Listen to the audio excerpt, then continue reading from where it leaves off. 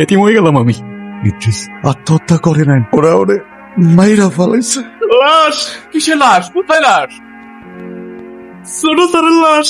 রাজা যখন নিখোঁজ, প্রজার ঘুম হারাম। কোথায় রাজা, কোথায় রাজা, কোথায় যে আর খুঁজি। রাজার প্রাণ সংকটে, তাই প্রাণটা গেল বুঝি। কি সমস্যা আপনার? জি কোনো সমস্যা নাই তো ম্যাম, আপনার একটা কেকের অর্ডার ছিল। জি আমি জানি আমার কিসের অর্ডার ছিল। আপনার কি কোনো টাইম সেন্স নাই? কেকটা আমি সকালবেলা অর্ডার করছি, এখন অলমোস্ট বিকেল। কেকটা যদি নষ্ট হয়ে যায় না, আপনার কিন্তু খবর আছে।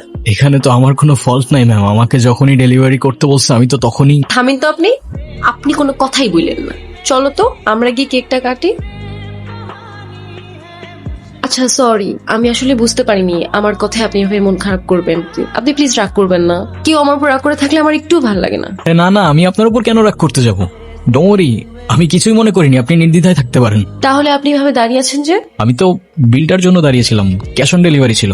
সরি, আমি একদম ভুলে গেছি যে আপনার পেমেন্ট। থ্যাংক ইউ, শুক্রিয়া। হ্যালো, আসসালামু আলাইকুম। ওয়ালাইকুম আসসালাম। আপনি কে বলছেন? ওই যে আজকে আপনাকে যে মেয়েটা বকলো, আমি সেই মেয়েটাই। হ্যাঁ বলুন। আমার জন্য একটা পেস্ট্রি আনতে পারবেন? আমি আপনাকে টাকা দিয়ে দিব। এখন তো প্রায় 1:30 বাজে। তো কি হয়েছে, আপনাদের তো 24 আওয়ার সার্ভিস। আচ্ছা আপনি আমাদের অ্যাপ থেকে অর্ডার করুন, কেউ না কেউ গিয়ে দিয়ে আসবে। না মানে আপনি যদি একটু আসতেন ভালো হতো। এখন তো অনেক রাত, কে না কে আসে, আর সময় ভালো না, কি কোনো দুর্ঘটনা ঘটে। আর পেস্ট্রিটা আমার জন্য না, একটা বাচ্চার জন্য। খুব বায়না করছে, আপনি একটু নিয়ে আসেন না প্লিজ। আপনি অর্ডারটা করুন, আমি নিয়ে আসছি। ওকে। কি দেখছেন? আপনি তো বলেছিলেন পেস্ট্রিটা একটা বাচ্চার জন্য, রাইট? আমি তো বাচ্চাই, আমার বয়স কি বেশি নাকি? হোক, আমার বিলটা দিন, আমি চলে যাই। দেখতেছেন একটা মানুষ খাচ্ছে আর আপনি তাকে তাড়া দিচ্ছেন, এটা কেমন কথা? হ্যাঁ, আপনি তো আমাকে বিলটা দিয়ে তারপরেও খেতে পারেন, রাইট? আমাকে এভাবে অযথা বসিয়ে রেখে কি লাভ? আপনি তো খিটখিটে স্বভাবের কেন? দেখতে তো অনেক সুইট, কিন্তু কথাবার্তা একদম করলার মতো। করল্লার মতো মানে? তে তো। আচ্ছা আপনার বাসায় কে কে আছে? কেউ নেই। আপনার বাবা মা কোথায়? জানি না, আমি আমার সম্পর্কে কিছুই জানি না। আমি কে, আমার বাবা কে, মা কে, কোথায় আছে, কিচ্ছু জানি না। শুধু কিছু স্বপ্ন দেখি, দুঃস্বপ্ন। কেমন স্বপ্ন? সেটাও জানি না, স্পষ্ট না। আপনার কোনো বন্ধুও নেই? না, কেউ নেই। নাও, আজকে থেকে আমি তোমার বন্ধু। ফ্রেন্ডশিপ মোবারক হো মেরা দোস্ত। ফ্রেন্ডশিপ মুবারক হোক।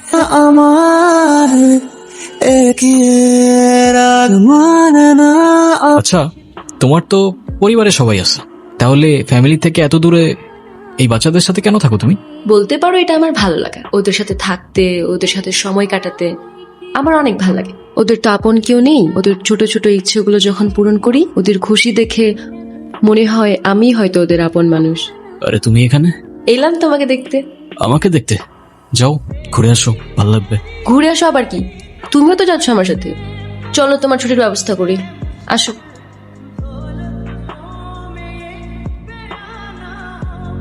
কেমন আছো তুমি? আসতে কষ্ট হয়নি তো? আর না আসতে একদমই কষ্ট হয়নি। আপনারা সবাই ভালো আছেন তো? ওরা অনেক দূর থেকে এসছে, তুমি ওদের জন্য খাবার ব্যবস্থা করো। তাহলে তুমি একটু রেস্ট করো, আমার আবার গ্রামে জরুরি একটা সালিশ আছে, আমি ওটা সেরে আসতেছি। হ্যাঁ ঠিক আছে আঙ্কেল। আপনি আরিয়ান না? আপনার মাথায় যদি কোনো সমস্যা না থেকে থাকে, আই গেস আপনার কানের সমস্যা আছে। একটু আগেই তো বলে গেল আমার নাম, আমি কবির। ওইটা তো ওরা জানে, আসল পরিচয় দেন। আপনি কে? তোমাদের কথা শেষ হলে চলো তোমার রুমটা দেখিয়ে দিই। হ্যাঁ চলো চলো। উনি আমার চাচা। সালাম আলাইকুম চাচা।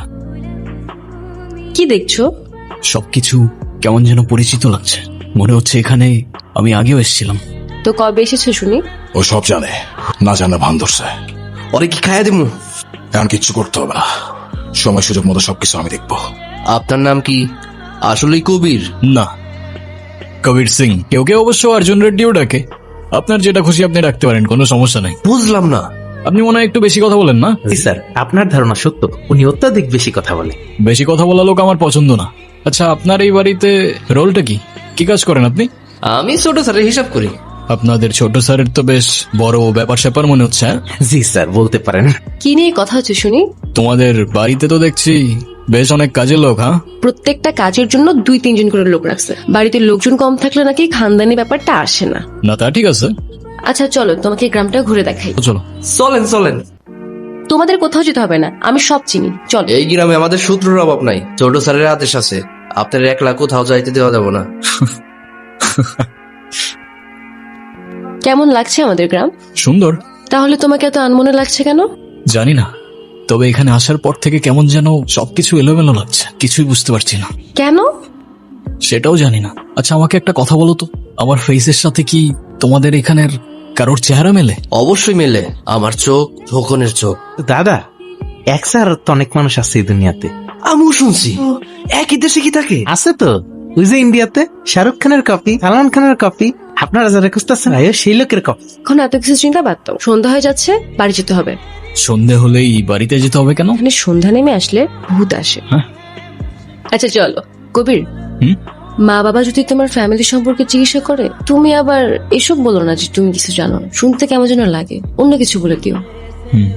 আচ্ছা তোরে কি বলছিলাম মনে আছে? তাদের মধ্যে দেখি মধুর সম্পর্ক। জুই ম্যাডাম আর কবির স্যারের মধ্যে মনে হয় প্রেম ঘটিত কোনো সম্পর্ক আছে, তারা লুকিয়ে লুকিয়ে কথা বলে। কবির কি আরিয়ান? আরিয়ান কেম নয় কন দেখি, আমরা তো নিজেরা।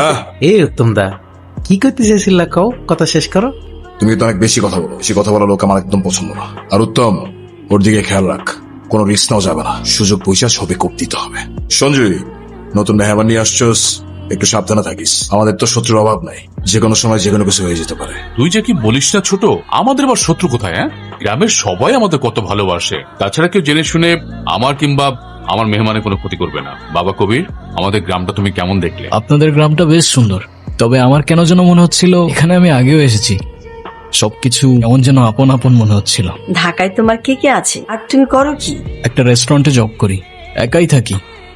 পরিবার বলতে তেমন কেউ নেই, অনাথ বলতে পারেন। অনাথ কেন বলছো? আমরা আছি না। আমাকে কি তোমার মায়ের মতো মনে হয় না বাবা?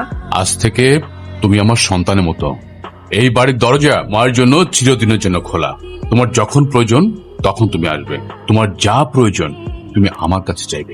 আপনাদের এই ভালোবাসাগুলো আমি কখনো ভুলতে পারবো না। আমার মতো একটা ছেলেকে আপনারা এভাবে আপন করে নেবেন ভাবিনি।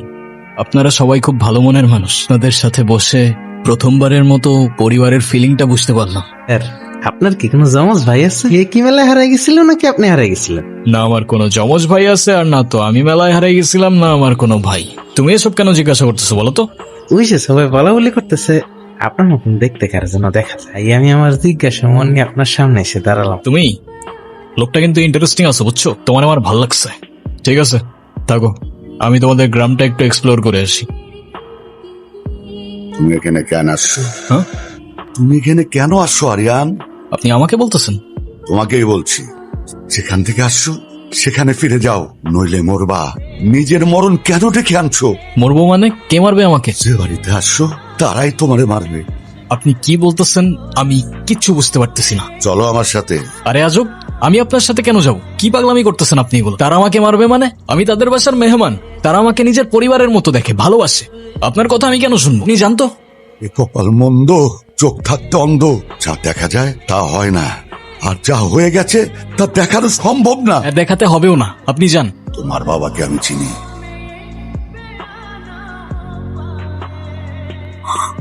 কেন যে এই মুরব্বী এই বয়সে আত্মহত্যা করলো? তার তো আত্মহত্যা করার কারণই নাই। পোলাটা ঢাকায় পড়াশোনা করে এই বাড়িতে একাই থাকতো, কষ্ট করে যে মারা গেল। পোলাটা এতিম হয়ে গেল। আত্মহত্যা করে নেন, ওরা ওরে মাইরা ফেলাইছে। আপনি থানায় কি করেন? দুদিন ধরে দেখছি থানায় ঘোরাঘুরি করছেন। স্যার আমার বাবার কেসটা। আপনার বাবা? ইদ্রিস হোসেন। ও, সুইসাইড কেসটা? স্যার সুইসাইড না, আমার বাবাকে মার্ডার করা হয়েছে। আপনার বাবা মারা গেছেন। আপনার মাথায় এ সময় অনেক কিছু ঘটতে পারে, আর আমাদের কাছে পোস্টমর্টেম রিপোর্টও আছে। Air suicide. টাকা থাকলে নাকি বাঘের চোখও পাওয়া যায় স্যার, আর মার্ডারকে সুইসাইড করে দেওয়া তো তেমন কঠিন কিছু না, তাই না? আচ্ছা ধরলাম আপনার বাবা সুইসাইড করেন, আপনার কি কাউকে সন্দেহ হয়? আমি সরাসরি বলি না, শিকদার চেয়ারম্যানের ছোট ভাই মনসুর শিকদার, ও মেরেছে আমার বাবাকে। আপনি যা বলছেন বুঝে শুনে বলছেন তো? যা বলছি আমি বুঝে শুনেই বলছি। ঠিক আছে, আপনি বাসায় যান, আপনার কেসটা আমি দেখছি। শুক্রিয়া স্যার। হ্যালো,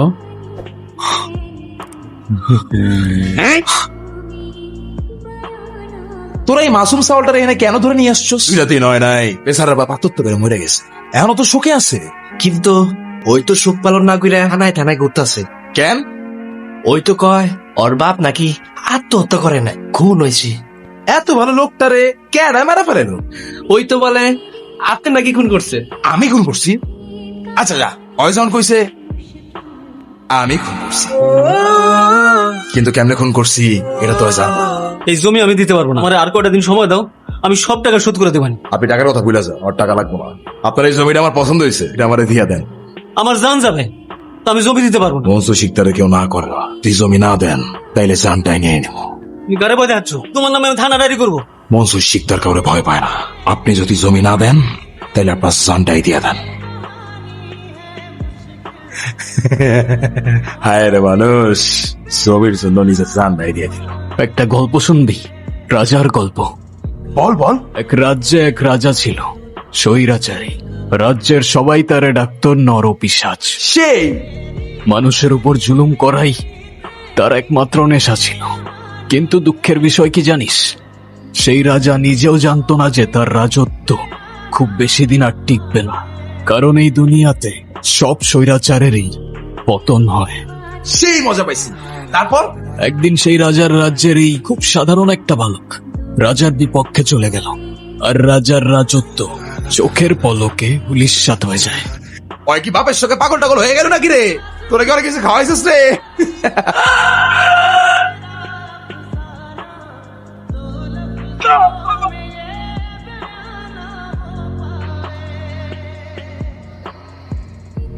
বালকটা অনেক সাহসী ছিল, কিন্তু দুঃখের বিষয় হলো তার রাজার কোনো লাউ শিখতে পারল না।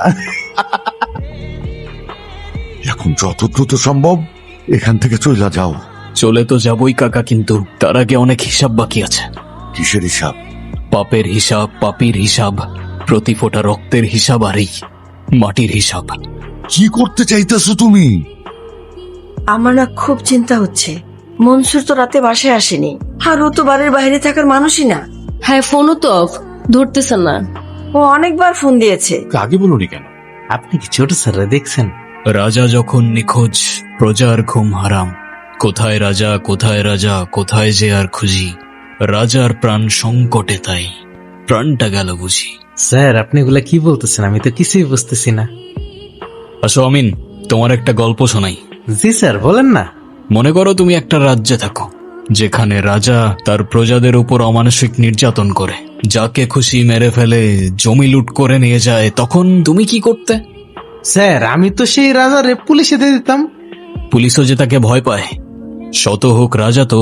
আচ্ছা ধরো আমিন, সেই রাজা তোমার বাবাকে জমি লুট করে নেবার জন্য খুন করে সেটা আত্মহত্যা বলে চালিয়ে দেয়, তারপর তোমাকেও মেরে ফেলার চেষ্টা করে। তখন তুমি কি করতে? স্যার আমি তো সেই জালিমের বাচ্চারে ফাঁসিতে ঝুলে মেরে ফেলি। লাশ লাশ কিসের লাশ? কোথায় লাশ? ছোট ছোটের লাশ।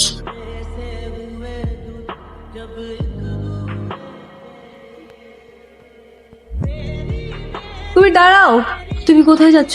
অনেক দূরের পথ। আমাকে সাথে নিবা না? এখন তোমার পরিবারের তোমাকে প্রয়োজন, তাদের পাশে থাকাটা তোমার দায়িত্ব। তাহলে শহরে এসে দেখা করবো আমি তোমার সাথে। আমি হয়তো তোমাকে বোঝাতে পারিনি জয়ী, আমি তোমার জন্য না। তোমার জীবন আমার জীবন, তোমার পথ আমার পথ অনেকটাই আলাদা। আমি চাই না আমার সেই জীবনের সাথে জড়িয়ে তোমার জীবনটা নষ্ট করে ফেলো। তাহলে আমাদের আর দেখা হবে না? জানি না।